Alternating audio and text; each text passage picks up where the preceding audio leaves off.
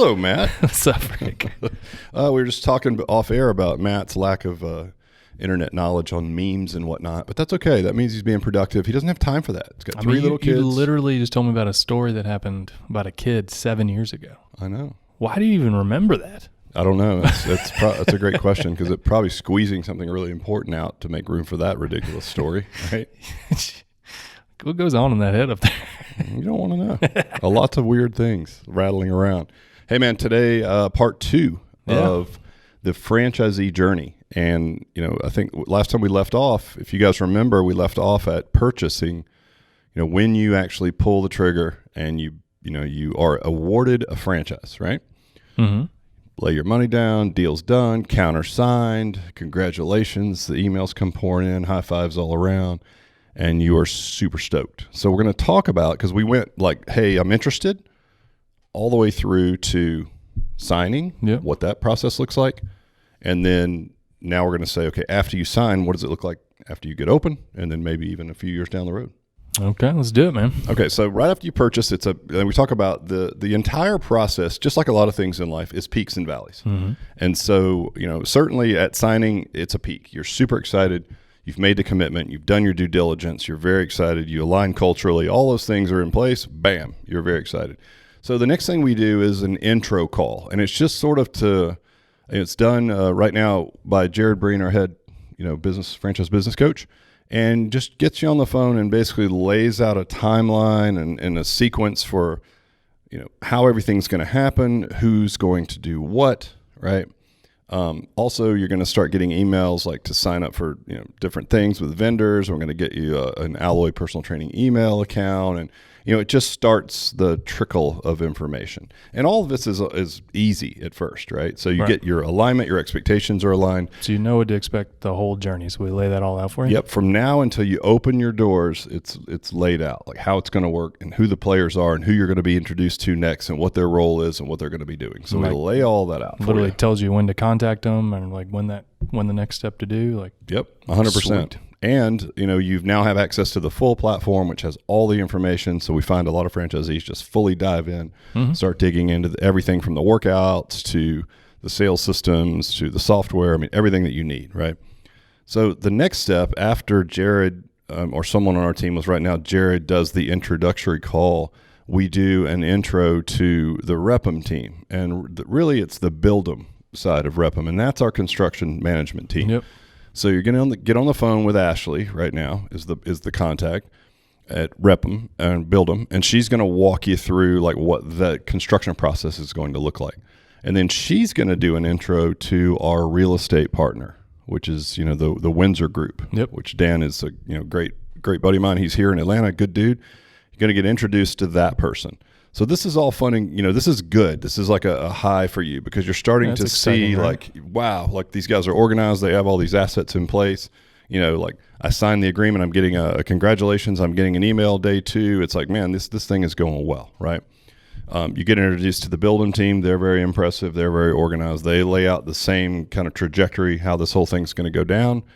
Introduced to Dan, and then the whole process starts. So it starts with our real estate team, the Windsor Group, going into your territory that we've already looked at, during the earlier parts of the sales process, and they're going to identify some properties that work for you. And they're taking into account the rent factor, the threshold, the build-out expense, like if there has to be demolition or not. And all those things have to be factored in because we want to try to keep you in the scope of a healthy business model as well, right? But also, on the flip side, like, is it the shopping center nice enough? Does it have the right co-tenants, the ingress, egress, all that? All those, it's like 7-layer archetype, all built out. Bam.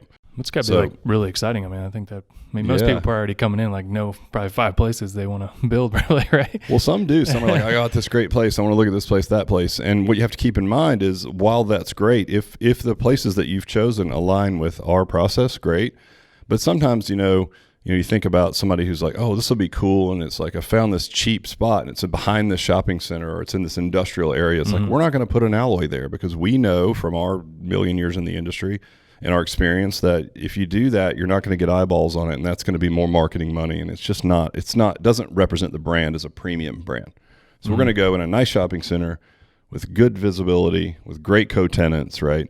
And that's going to be more expensive per square foot than an industrial type of space. But at the same time, that's okay because, again, thankfully, our business model allows us to go into a premium spot. It's only 1,500 feet, right? So we can take a pretty high rent threshold, in the pro forma, and we are looking at that as we're finding these spots. So just keep in mind, this is an exciting time because it's great to have somebody come back to you and say, I found 4 spots in your area. Yeah. Let's get in the car, and they're going to connect you to someone local, and let's go look at them. Yeah. And you get to pick one, right? And they're very experienced, and they know exactly what to look for, which is, load off your back, right? Well, think about that as location, an owner. Location. Well, yeah, it's like we talk about probably the 2 biggest predictors of success are where you put it and who's running it, right? I mean, that's it, really, in a nutshell, at a high level. So where you put it's kind of important, and we've got a great play for that. So far, we've been just super happy with the way that's gone. Other people have as well. But let's talk about the next step. So once we find the space, we run at the rent threshold and everything, and Build'em is involved in this process as well. Then our team is going to do the heavy lifting for you to execute the letter of intent, right? So you're going to make an offer on the space. You're going to talk to the agent back and forth, and then an LOI is going to be deployed. And this is where, again, this would be more of a downside because, depending on the landlord and their, mode of operation, all those things, this can get really tedious. So an example would be you could execute an LOI, which seems very simple. You're just asking for rent abatement or more TI or whatever that is, right? Landlord contribution. And you pass it back to the landlord, and it takes them 2.5 weeks to even answer it. And that stuff happens, right? So the process gets slowed down. So I would say you're peaking at the time that you buy. You start to see all the assets that are in place. That builds even more confidence, right? You meet the real estate team. They find viable spaces. Now you're getting down to the nuts and bolts, the hard work, right? And as you're executing these LOIs, again, a lot of it depends on the landlord. We've had it go as quick as 2 weeks. We've had it take months just based on, what's going on in that community and what area they're in. And you just don't know. It could also be like during COVID, people were shorthanded. So like they're only in the office 1 day a week, and they're not even checking emails on the off day. So things just got kind of weird. So this is probably where, again, it's like, okay, now some work comes into play. So if you're talking about peaks and valleys, this is definitely going to be a valley, and you shouldn't expect it to be super smooth. It's just not going to happen that way. Could not be smooth. It doesn't have to be, but have your expectations in the right spot for sure. Yeah, I mean, I think if you think, okay, listen, this is probably the least sexy part of it, right, is lease negotiations and things like that, but they're absolutely necessary, and you'd have to do them anyway. And we're doing most of the heavy lifting, but you just have to prepare yourself. It's like, okay, this is a time when it can drag on, it can be difficult, it can be messy, right? And as long as you're prepared for that, by the way, that's the way it goes in every project. What project have you ever done? Let's say you have hire a contractor to do some work at your home, right? They're always a little bit over time budget. Sometimes they're over actual budget. It just never goes like perfectly smooth, and if it does, it's a blessing. But rarely does it, right?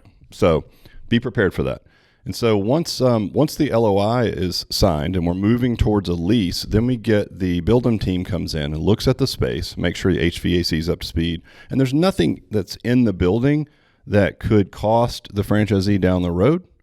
So if there is things that need to be addressed, then we address those when the actual lease is signed. So, okay, we're going to sign this lease, but you have to replace, as a landlord, you have to replace the HVAC unit. Yep. Because it's on its last leg, and it says in the lease that I'm responsible for it. I don't want to get 3 years in and have to pay $10,000 for a new industrial HVAC unit. Yep.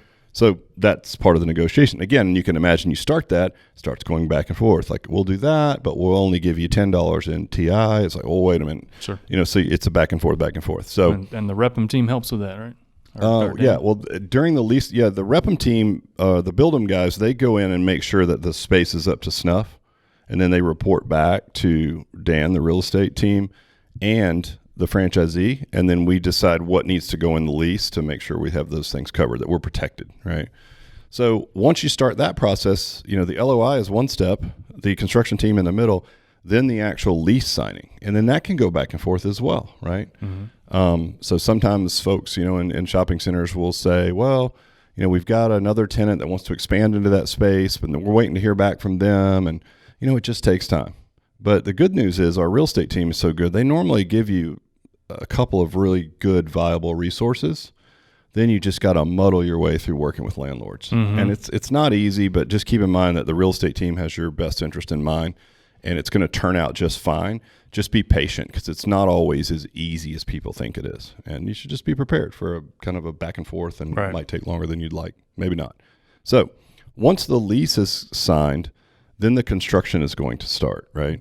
Now, mind you, when you are starting this process, you need to engage with Build'em, and that is our required vendor for our build out, because they've got everything in place. They know what materials, they know our vendors, they know when to order things, they know how to install everything.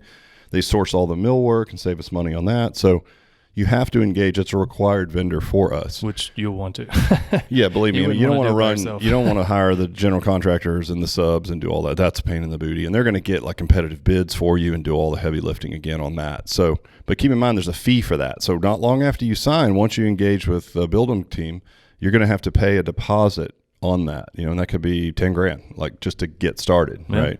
But well worth it. And then they're going to manage the entire project for you, and you're going to meet with them once a week. So, okay, so lease is signed. Now you're going to take possession of the space, and now you start into permitting, architectural drawings, right? Ordering things like, getting materials in, that type of thing. Now, build out can take anywhere from, 2 months to 4 months. And it really just depends on, again, permitting. What's interesting is you can be in one county that's in an area, like say that we're in Charlotte, right? And there's a county in Charlotte where they only take permitting requests like in one window per month. So like if you came in just after their last permitting access closed, you'd have to wait 3 or 4 weeks before you could even apply for the next permit. So not always the case. Some people are wide open. But again, it's like, okay, this is one of the lows where you're like, man, you just want it to happen. You're so excited. You just want to get the place open. Right. And the landlord feels like they're dragging their feet and they're kind of slow. It's like, well, that's par for the course.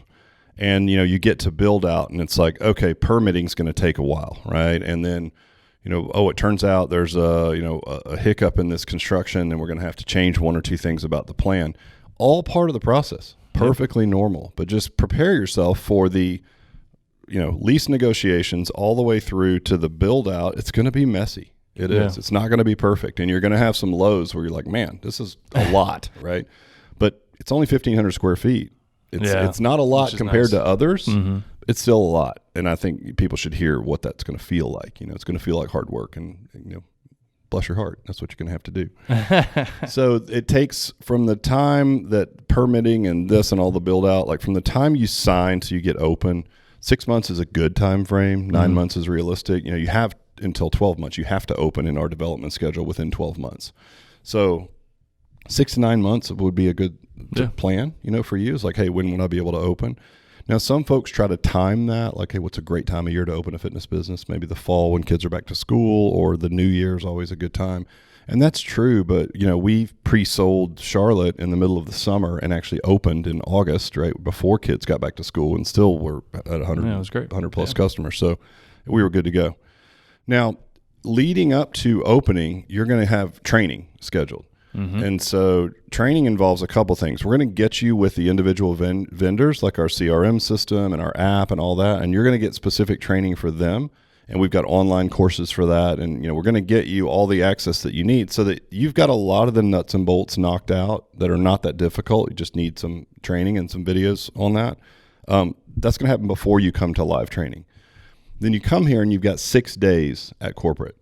Now, I would say this is it's more of a peak, but it's also just a lot, right? Because you're like brand new to the business. Maybe you haven't, you don't have any familiarity with the fitness space or whatever. And you're learning everything from the software we're using to our lead management follow-up to how to use the app.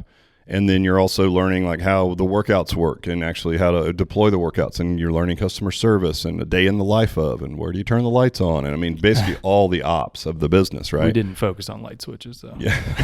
You could probably skip that. I think most people know what those look like, but you never know. I'd really question our candidate picking if we can extend your right hand and slightly flip upwards. Yes. Note the brighter light in this room. Yeah, that's how that happens. But the training itself is 5 days here at corporate, and then we've got some homework up to this time. Now, leading up to training, you're going to have to hire someone, especially if you're an absentee owner. You're going to need to hire an operator, right? And we've got the vendor in place for that, and that's a big concern for a lot of people because I just mentioned what are the 2 most important things: where you put it and who's running it, right? If you're not going to be planning on running it, which a lot of our franchisees are not. then you're going to need to hire someone to run it. And we've got a good talent acquisition person in the space, and we've got the ad written already, or the job description written already, so that when they put this, job availability out there, you're going to get some decent candidates typically. And so you're going to get different choices. The vendor's going to, sort of cut through some of the fluff that you're going to get that may be non-qualified and put some good candidates in front of you. And we've had people that have already gone through that process and been very successful. Then you're going to need to hire this person, right? And then they're going to need to come to training, even if you don't as the main principal. If you're just like, hey, I'm sending my operator because I'm not planning on ever being in the business. It's like, okay. So training, 5 days. So hiring, and I would say hiring it's a stressful time, but it's definitely a peak because you start finding that there are good candidates out there. You start realizing, because if you don't know the space, like for us, we're like, oh my God, it's a great gig. You can make really good money. There's a lot of people in the fitness industry who have a passion for it, who just don't have a good outlet for that, in a vehicle to make money and make a career out of it. We're providing that. So I'm really proud of that personally. But if you're coming to the industry new, you don't know that. So all of a sudden realizing that there are people that are available out there that really want this job and that are stoked makes you feel good about your investment as well. Sure, yeah. So I would say boost your confidence for sure. Yeah, exactly. Even though it's a hard process to choose the right person, that can be stressful. We give you as many tools as we can, and then that's the part where this is the entrepreneurial part of owning a franchise, right? It's more in the management and the leadership of people. Any business, you got to hire the right people. Right? Well, that's true. I've had people say, it seems like it's dependent on the manager. I'm like, is there a business out there that's not dependent on the person running it? It's a business with no people. Right. Yeah, exactly. It's a business that I don't have to work at all, but there's also no people in it. I'm like, I don't know. Let me know when you find that. Vending machines. Yeah. Payphones. Hey, those are coming back. So we get through 5 days of training, and I would say that's probably a wash between like a peak and a valley, because it's exciting, and you know that we have our ducks in a row, and our team does a good job with it, and we have good rapport because we've chosen good candidates. On the other hand, it's drinking from a fire hose. There's a lot to learn, and you can't be expected to walk away in 5 days and have all-knowing knowledge. A lot of it's just putting it into play, right? So once that happens, training, you get down the road maybe a month or so, and then you start your pre-sale. And I would say pre-sale, it's a lot of work, but I would still consider that more of a peak, because you're getting then consumers saying yes to the concept that you've purchased. And you're now using the sales scripts and the terminology and the collateral, the materials and the digital materials and all the things that we've used. And when you see people responding well to that and saying yes, it just gives you confidence. Remember, our healthy model for us is 130 people. So when you're signing up 50, 60 people in a month, you're just like, wow, this is awesome. I'm going to open this thing making money. That's a good thing. So I would say pre-sale, it's a lot of work, but I would say that's a huge up, because you're just getting this feedback from the ultimate, boss that we all have, which is the customer. And they're saying you're really excited, and then you see people excited about what you're offering and telling them. I mean, that's only got to make it a great experience, right? Yeah, 100%. So it's a lot of work, but it's good work, and you're excited, and you've never been more juiced about your business than right now. And when people start reflecting that back to you, it's pretty special. Then you have your grand opening. So we're typically doing some kind of an event, a party. You should have established by now some local businesses in your market that you can invite out to be vendors there, and they can invite their customer base, and you make a party out of it, right? Come out, do ribbon cutting. Do the whole deal, right? So grand opening, I would say, is a huge peak, because you feel really good. You've got your members there. They're super excited to get started. Bam, off and running. So grand opening party, and then maybe the next week you open. And you're off and running. You're taking sessions, right? Now you start to actually service, these folks. You're up and running. And I would say that's also a peak, because what happens is you don't really know, like, okay, a day in the life of, we practice it, you do it. But like, it's your business. You've invested in it. You've hired a team, and now that team is now servicing people. And when you see it happening, and you've got full sessions, and you get really good feedback on the workouts, and people start reaching their fitness goals, like, in a short period of time, 4 to 6 weeks, that's reaffirming, right? And so it just doubles down on your conviction, your staff's conviction, and we're in a good time. We're still working hard, because there's a lot of little things to handle in the first few months of a business, but we're getting this awesome feedback, right? And we're just knocking these things down. So we're at a peak. Now, I think we'll go a step further. So let's say, what happens after the dust settles? Like, you're a franchisee. So what would happen, later on in the franchise? Well, I shared a podcast with you guys from a guy named Cameron Harold, right? And he was the guy, I think he's got a pretty good pedigree, but really what he hangs his hat on is he's the guy that really built 1-800-GOT-JUNK. And when he got there, I think they had like a few franchisees and 14 employees. And when he left, they had like 500 employees. And man, insane. Yeah, just crazy. And he was really the instrumental guy in building that. And in this podcast, he described the journey of a franchisee, and he paralleled it with like the relationship between a child and a parent. And I thought it was pretty insightful. Now, obviously, they had 900 franchisees or something by the time he was done there. But he talked about sort of that fun friction between franchise and franchisee. So let's say that we've gotten through all the stages we've talked about today, peaks, valleys, right? And then you're open, you're excited. And now begins like what you and I refer to from the book Good to Great, which is the 20-mile march, or Great by Choice, sorry. And so now you got to go to work every day and do this. And so this is how Cameron describes the franchise journey through the lens of child parent. So he's like, when you're 1 year old, your parents are the coolest people ever, right? Like they give you food, they give you comfort, can't survive without them. This is amazing. So that would be early stages of franchisee. Now, when that child is 3 years old, they feel a little different about their parents, right? They want to do shit on their own. You know what I mean? It's like they might throw a fit every now and then. They want this, they want that. And he paralleled that same thing with franchise to franchisee because, you're plugging away your 20-mile march. You are, maybe a year in or maybe 6 months in. And again, this is a natural journey for every franchisor. And the window of time certainly isn't as long as a growing up, but it could happen in a year, it could happen in 6 months, right?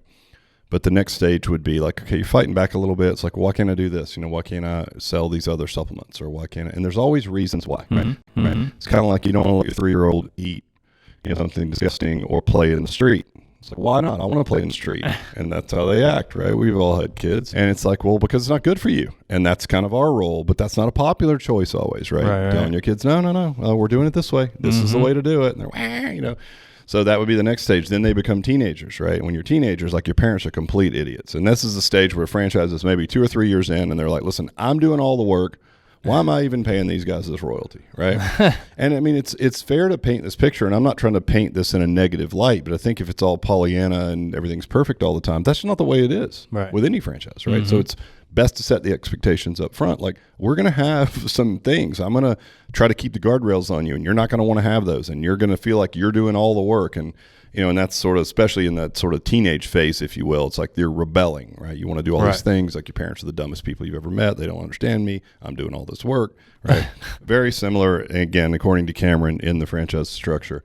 Then eventually you get a little older, you get into your 20s. I think Mark Twain said that somewhere between 18 and 22, my dad got a lot smarter. Because, you start to be like, okay, all right, I get it. Like I took your advice. I didn't run out and play in the street. And that turns out to be a good decision. So fine, you were right. And then you get a little older, and maybe you have your own kids, and then you get perspective, and you're like, oh, that's why my parents were doing all this. And now you're 35, and you got kids, and you're like, I get it. And the way he describes this is funny. He's like, you still don't want to hang out with them all the time, but you can appreciate what they've done for you, right? And now you get them, and they get you, and you're moving right along. And that same process happens in franchising, right? Super exciting. They need you for everything, and you're the greatest thing ever. Wait a minute, I'm the one doing all this work. I want to try this. I want to do this. I want to try doing, yoga in here. I want to do these things. It's like, nope. And here's wine. It's like, well, damn it, Next stage, I'm doing all the work. Why am I even paying you? This is crazy, And then the next stage is like, all right, I get it. Like, I'm glad you didn't let me play in the street. You seem a little smarter than I thought you were. And then finally, it's like, you know what? Again, I don't want to hang out with you all day, every day, but thanks for what you've given me, and now I get it, and now I'm really appreciative of the tools and the resources. So just expect, as a new franchisee, to have similar emotions at times, right? Sure. And don't be surprised by that. To think it's all going to be, roses and fun and games the whole time would be crazy, but that's any relationship.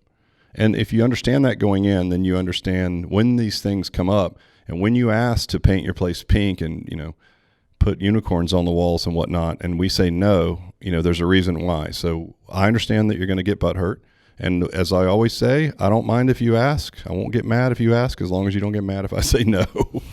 And that's sort of the nature of the relationship. Right. So anyway, I hope that gives people an idea. That's literally, hey, I'm interested, episode 1 to buying, and then today buying all the way through to maybe 2 or 3 years in, and kind of where you're at mentally. But does that make sense, Matt? It's great stuff. Any questions at all? No, you pretty got it.